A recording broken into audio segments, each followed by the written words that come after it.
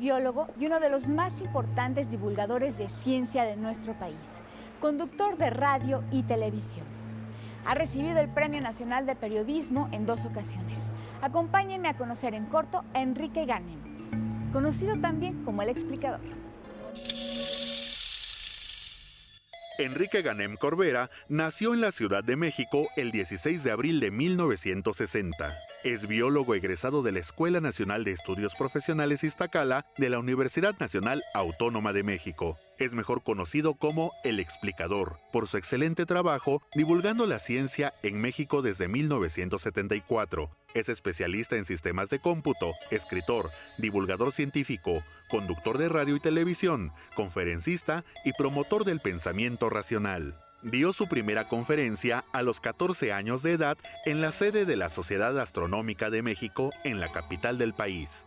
A los 17 años empezó a trabajar en el planetario Luis Enrique Erro y desde entonces no ha parado. Se ha caracterizado por explicar temas científicos complejos de manera sencilla y entendible a las grandes audiencias. Ha sido profesor de la ENEP Iztacala en la carrera de Biología y de la Universidad Anáhuac a nivel licenciatura y posgrado en Informática, Actuaría, Ingeniería en Comunicaciones, entre otras. En 1997 condujo y escribió los programas de El Mundo de la Física, La Química Moderna y Nuestro Planeta para escuelas de habla hispana en México y Estados Unidos, así como la conducción de los programas de la serie Ciencia, Conocimiento para Todos, transmitida por EduSat y presentado por la SEP como parte de su programa nacional de actualización para maestros. Colaboró con el programa La Historia de Todos Nosotros, transmitido por History Channel. Y en la actualidad, junto con María de los Ángeles Aranda, es director y conductor del programa El Explicador. Platícame un poco cómo fueron estos primeros años de tu vida, cuál era el contexto familiar. Vi que naciste aquí en la Ciudad de México, pero ¿cómo era tu familia? Pues mira, tanto mi padre como mi madre han sido muy interesados en los libros, cada quien por lo suyo, y han tenido un respeto muy claro por la cultura. Y otra cosa que siempre he apreciado mucho es el cuidado que tuvieron de no tratar de dirigirme hacia lo que ellos pudieran haber creído que era mejor para mí. Me dejaron desde pequeño escoger aquellos temas que me resultaban naturalmente atractivos. Y cada vez que manifestaba interés en algo, siempre aparecía un libro en mi camino. ¿Ellos a qué se dedicaban? Mira, mi mamá estudió una buena parte de la carrera de química en Guadalajara en la época en la que todavía quemaban los libros de Alejandro Dumas, porque ya sabes que en Los Tres Mosqueteros, por ejemplo, sale como malo un cardenal, ¿no? En aquella época se quemaban libros y no se veía bien que tuvieras tú una Biblia en tu casa y la leyeras sin la asistencia de alguien que te interpretara lo que decía la Biblia, no sea que te fueras a desviar. Entonces, el que una mujer estudiara química en aquella época era algo realmente revolucionario. No pudo terminar por circunstancias familiares, pero sí le quedó, por un lado, la cultura básica y por otro lado, la clara idea de que el conocimiento es un bien especialmente valioso, ¿no? Mucho mejor que el tratar de orientar la carrera de alguien. Claro. ¿Y tu padre? Mi padre vivió unas circunstancias difíciles, era hijo de una pareja libanesa que llegó a México poco después de la Revolución. De hecho, llegaron durante la Revolución porque a mi abuelo le tocó la entrada de Pancho Villa en Monterrey, que fue algo un poquito violento. Y él murió, estableció un negocio muy exitoso, pero murió muy joven. Y mi abuela, que no hablaba muy bien el español, hablaba más bien un poco de árabe y un poco de francés, se quedó en una situación difícil con 2 niños. En Monterrey, un negocio que se deshizo rápidamente por problemas familiares, y se vino a la Ciudad de México. Platícame qué intereses tenías. O sea, eso de que dices, me interesaba algo y mis papás llegaban con un libro. ¿Cuáles eran esos intereses que te acompañaban en la infancia? Una inquietud que siempre me ha acompañado y que no puedo identificar de dónde viene, es la de darme cuenta que cuando uno entiende las cosas, cuando uno entiende algo, aunque sea pequeño, como que la perspectiva sobre todo el mundo cambia. No puede haber algo mejor para un investigador que sacarse el premio Nobel. Es para gente especial. Dije gente. Para ganar un premio Nobel primero necesitas ser un organismo y pertenecer a la especie humana. Además ya no sirves ni para traer el café, sácate. Bueno. ¿Cómo fue esta primera conferencia que diste en la Sociedad Astronómica de México a los 14 años de edad? ¿Quién era el público? ¿De qué les hablaste? Todo este asunto empezó porque a mi hermano Ricardo, que es físico, y a mí, nos entró mucho el interés por ver el cielo con un telescopio. Y empezamos a pedir de regalo un telescopio. Obtuvimos el telescopio, una Navidad. Y empezamos a usarlo de manera un poco caótica, y mi mamá, que ya nos había llevado al planetario Luis Enrique Erro, acudió al planetario para preguntar en dónde nos podían orientar en el uso del telescopio, y nos llevaron a la Sociedad Astronómica de México. Y nos volvimos miembros inmediatamente. Y empezó a pasar el tiempo, aprendimos a usar el telescopio, incluso aprendimos a utilizar los telescopios grandes de la Sociedad Astronómica, y en alguna ocasión salió de allí la cuestión de empezar a dar pláticas. Primero dimos unas pláticas en la Sociedad Astronómica. Una de ellas fue sobre un trabajo que hizo Stephen Hawking, que eventualmente lo volvió famoso. Publicó en aquella época en Scientific American. Leí el artículo, a mí me pareció claro, y me invitaron a dar la charla en la Sociedad Astronómica. ¿Para otros niños jóvenes? No, para gente, público en general de la Sociedad Astronómica. Entre ellos había un pintor, Enrique Zúñiga, que firmaba como Zúcor, que hacía pintura astronómica espectacular, muy bonita. Y en una ocasión, para hacer una exposición de sus obras, fue invitado por la Sociedad de Dante Alighieri, y como parte del vestido que le dio a su exposición, decidió invitar gente de la Sociedad Astronómica a dar pláticas. Y entre los invitados estábamos mi hermano y yo. ¿Y seguiste ahí dando pláticas? Sí, funcionó, di varias pláticas en la Dante Alighieri y en la Sociedad Astronómica. Y un día me escuchó en una de esas pláticas una persona que acabó siendo uno de mis mejores amigos hasta su fallecimiento, Rogelio Gómez Santana. Rogelio era el responsable por hacer los programas del planetario Luis Enrique Erro. Él tenía la voz, esa voz profunda, muy bonita que se escuchaba en los programas del planetario.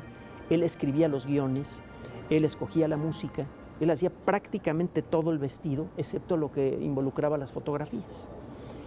Y, por cierto, no tenía ni la primaria, Rogelio, era autodidacta y hablaba varios idiomas, un tipazo. Total que un día llaman a la casa, levanto la bocina, porque la llamada era para mí, y me dio la impresión de que me estaba hablando el proyector del planetario, porque era la voz que yo me había acostumbrado a escuchar en el planetario, y era Rogelio, para invitarnos a ir al planetario a platicar.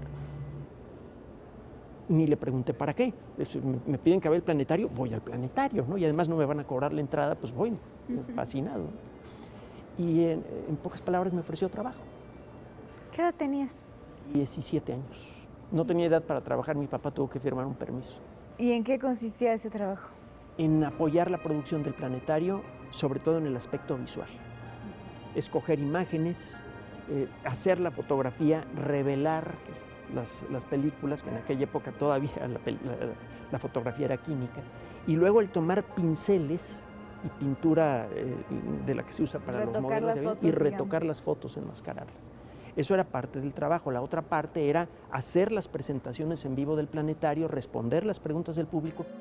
Ha sido profesor en la Facultad de Estudios Superiores Iztacala, en la carrera de Biología y en la Universidad Anáhuac a nivel licenciatura y posgrado en Informática, Actuaría, Ingeniería en Comunicaciones, entre otras. Enrique nos platica acerca de la carrera que decidió estudiar y del método tan peculiar que usó para elegirla. ¿Y cómo fue que después decidiste estudiar biología? Te lo voy a confesar, me tiré un volado, porque me gustaba mucho las ciencias de la vida. Hay un libro fabuloso que, por cierto, encontré ahí en Sepancuantos, Los cazadores de microbios, de Paul de Cruyff. Es una belleza. Y bueno, empecé a leer ese libro y me empecé a interesar por la microbiología. Me regalaron un microscopio, empecé a tomar unas cosas de plástico que tenía mi mamá para un negocio de cremas que ella manejaba, un negocio de ella, y empecé a utilizar esas placas de plástico para sembrar bacterias y luego para verlas al microscopio. Me empecé a involucrar mucho con la biología. Y por otra parte, pues teníamos el telescopio y realmente ya lo sabíamos usar bien, ¿no? Sabíamos localizar los planetas, las constelaciones. Entonces ya tenía el interés por ambas disciplinas. Y durante el trabajo del planetario, que empezó cuando estaba yo en la secundaria, pues todo esto se fue retroalimentando porque todo el día estaba yo sumergido en las cosas que me gustaban. Y cuando llegó el momento de escoger carrera, metí la mano en la bolsa y ¡paz! ¿Y qué opciones eran? ¿Perdón? ¿Qué opciones eran? Las más inmediatas, biología y astronomía. Y astronomía. Ahora, para estudiar astronomía había que estudiar física, entonces realmente la opción era biología o física, ¿no? Y ganó biología. Pues yo creo que más bien cayó la moneda así, de canto, porque sí estudié biología y me fue bien. Fue una de las experiencias más bonitas que he tenido en la ENEP Iztacala.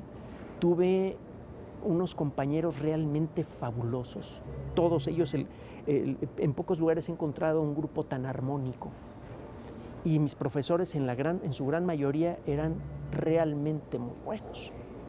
Y algunos de ellos todavía están en activo y les tengo un cariño enorme porque era gente de talento y además gente sensible. ¿Qué te dejaron esos maestros que pues ahorita tú también sacas provecho para la divulgación de la ciencia? La paciencia para entender a un grupo grande de personas. Cuando hablas frente a un público, te encuentras con gente que ya sabe lo que tú estás diciendo y quiere escalar un poco más en algún tema. Y te encuentras con gente que no sabe nada del tema. Y tienes que encontrar la manera de lidiar con esa diferencia de intereses. ¿Qué pasó después de que terminaste la carrera? ¿Qué rumbo decidiste tomar? Pues más bien fueron las parcas las que tomaron la decisión por mí, porque me empecé a interesar mucho en la computación. En el planetario tuve mis primeros contactos con una computadora, primero con calculadoras programables, luego con computadoras, y las encontré fascinantes. Programar una computadora es de las cosas más maravillosas, relajantes y productivas para mí. Y aprendí mucho de computación de manera informal. Cuando llegó el momento de hacer la tesis, yo buscaba la manera de aplicar la computación a la biología. En aquella época no se entendía esa relación entre computación y biología aquí en México. Y gracias a mi esposa, la que ahora es mi esposa, gracias al doctor Manuel Guzmán Arroyo, que en aquella época era director del Laboratorio de Limnología en Ciencias del Mar y Limnología de la UNAM, ahora está en Chapala, fue posible desarrollar un trabajo de tesis que involucraba el uso de la computadora para el proceso avanzado de datos biológicos. Cuando menos en mi escuela, en la ENEP Iztacala, fue el primer programa, la primera tesis en donde se conjuntaba computación y biología. Entonces me encantó tanto que me seguí desarrollando por ese lado y me invitaron un día, un buen amigo mío, me invitó a la Universidad de Anáhuac, en la que él estudió, sin decírmelo, a un examen de oposición. Yo no sabía que iba. Y platiqué un momento con las personas que estaban allí, que luego resultaron ser colegas maestros y amigos. Entre ellos estaba Oscar Escamilla, un físico. Bueno, había varias personas que ya fallecieron y que las conservo en la memoria con mucho gusto. Jorge Lozano, que era el director de la carrera. Y al final me dicen, bueno, pues nos gustó mucho tu presentación. ¿Te gustaría dar clases de lenguaje ensamblador y de bases de datos? El sueldo es de tanto. Pues, iba a platicarle a alumnos cosas que me apasionaban y me iban a pagar, y a pagar razonablemente bien. Me quedé allí y pensé que mi carrera iba a seguir por ese camino, pero por esas fechas, otra persona que también desgraciadamente ya falleció, el licenciado Manuel de la Cera, otro gran amigo, se puso en contacto conmigo porque él ya era amigo de Rogelio Gómez y arrancó un proyecto primero para dar unas conferencias. Él era jefe de la Subdirección de Acción Cultural del ISSSTE y él siempre fue un promotor cultural muy inquieto y muy activo. Quería llevar conferencias sobre temas científicos a multifamiliares, hospitales, reclusorios en toda la República. Y de plano nos invitó a Rogelio y a mí a una mesa redonda, y como consecuencia de esa mesa redonda invitó a Rogelio a encargarse de un grupo de gente dedicada a dar conferencias de astronomía en esos ambientes y a mí biología. Entonces de pronto me volví a ver envuelto en la divulgación. ¿De qué les platicabas normalmente? Parece broma, pero genética avanzada, biología molecular, evolución, origen de la vida. ¿Y sabes qué? La respuesta era muy buena. Ya tenía yo claro en aquella época que no existen los temas aburridos, existen las presentaciones aburridas. Las matemáticas, cuando las presentas de manera atractiva, se vuelven mágicas. O sea, cuando aprendes matemáticas estás tocando las bases lógicas del universo, es como tantear las paredes del cosmos y sentir de qué está hecho el universo. Pero mucha gente no percibe a las matemáticas así por las malas experiencias en la escuela. Entonces, cuando empiezas a hablar con un público literalmente cautivo y hablas con esa intención, con la intención de enamorarlos en el tema, de descubrirles lo bonito que hay detrás de los temas, la respuesta es inmediata. La respuesta fue muy buena, a pesar de que los temas eran muy técnicos. En este grupo colaboraron conmigo los que habían sido mis maestros. Sergio Vaca, Berta Hashimoto, Roberto Rico, Diego Arenas, algunos de ellos desgraciadamente también ya murieron.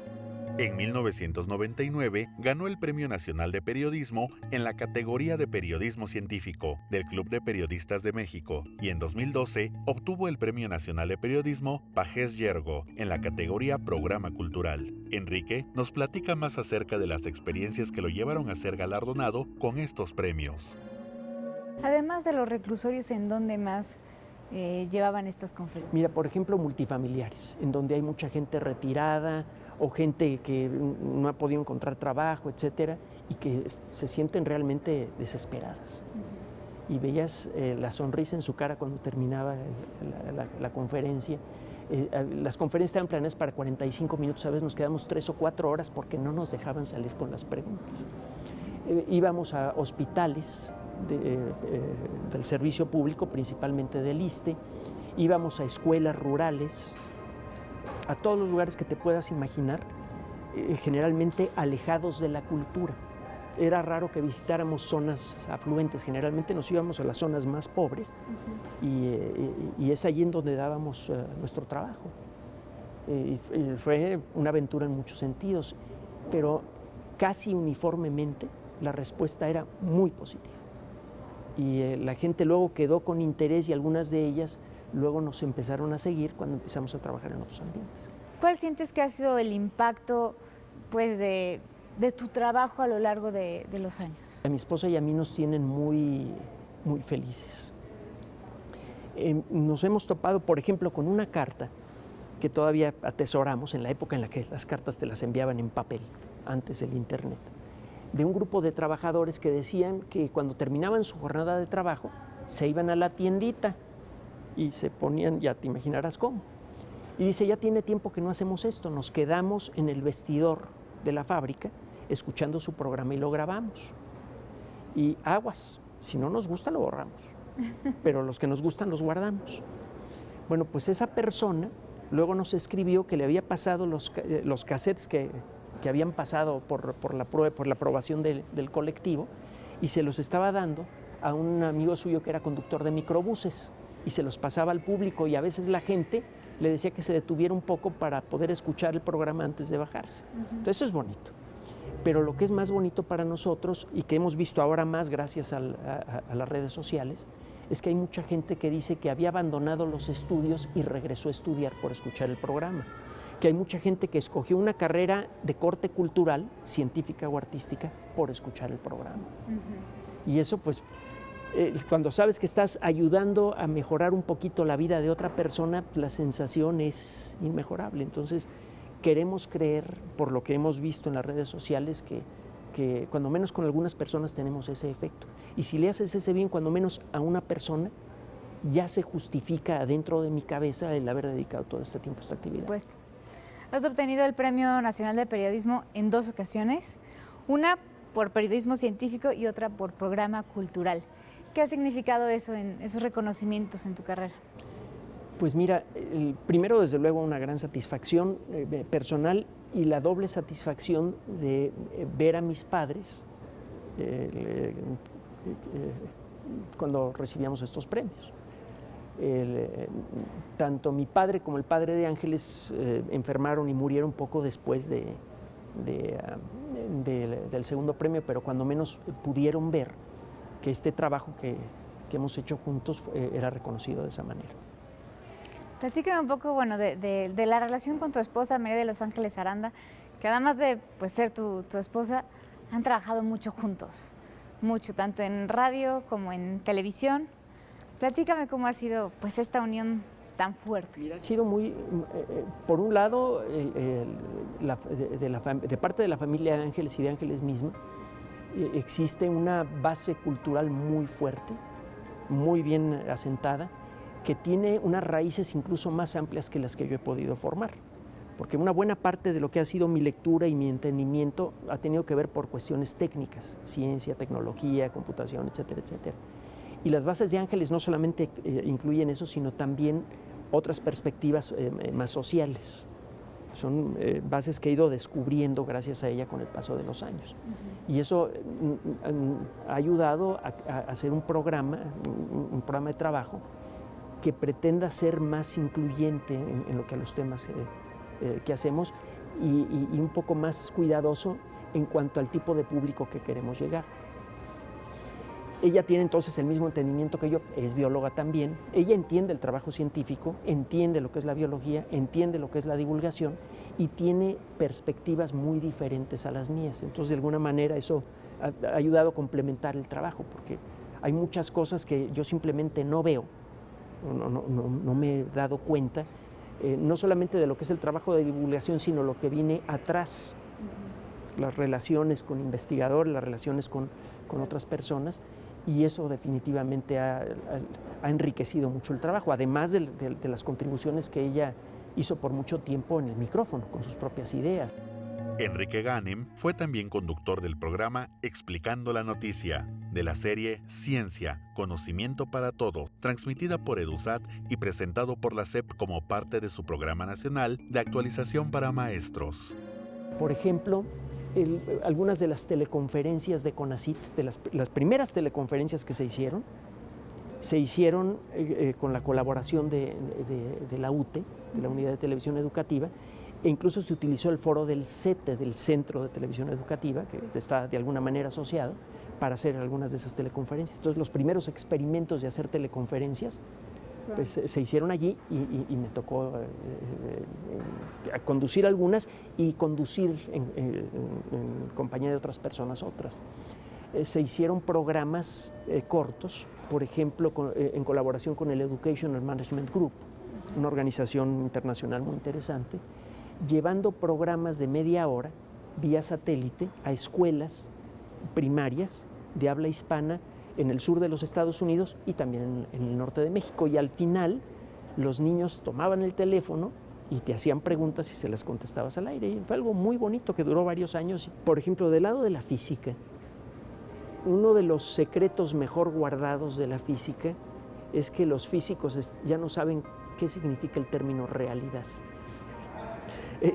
Nosotros como que estamos muy seguros de que pues, mis piernas son reales, esta silla es real, como que tenemos de manera muy intuitiva, muy claro qué es la realidad, pero mientras más de cerca vemos, por ejemplo, cómo se mueven las cosas, más claro nos queda que no entendemos todavía muchas cosas fundamentales del universo. La astronomía siempre ha sido un tema muy atractivo para el gran público. La teoría de la evolución, el ver en la práctica cómo funciona la evolución a nivel molecular, incluso en seres humanos, es otro tema padrísimo. Todo lo que es la evolución de la vida, el origen de la vida, la exobiología, también le llaman astrobiología, la búsqueda de vida fuera del sistema solar, que ya es algo muy activo y muy serio. Una de las cosas espectaculares que están empezando a suceder en estos años, y no hay nadie o casi nadie que lo narre, es la conquista del sistema solar. Existen varios proyectos muy bien encaminados y cada año se gastan varias docenas o hasta centenares de miles de millones de dólares con la intención de empezar la colonización humana permanente del sistema solar por allá del año 2030. Es fácil ver a la ciencia como una cosa y a otros temas más atractivos como el arte o la filosofía, ese tipo de cosas, como una cosa muy diferente. Ciencia y humanidades. La realidad es que la ciencia es una forma de filosofía, se llama filosofía natural. La ciencia es una de las humanidades. La ciencia es una herramienta para descubrir la realidad detrás de la fantasía, detrás de lo aparente. Una de las cosas que más alegran la vida es cuando uno logra entender algo que consideraba incomprensible. Él es Enrique Ganem, un apasionado de la vida y del saber. Ya sea en conferencias, radio o televisión, logra transmitir con entusiasmo su gran pasión, la ciencia, a todos los rincones del país. Le agradezco mucho su compañía y le invito a nuestra próxima emisión de En Corto, donde platicaremos con otro mexicano destacado.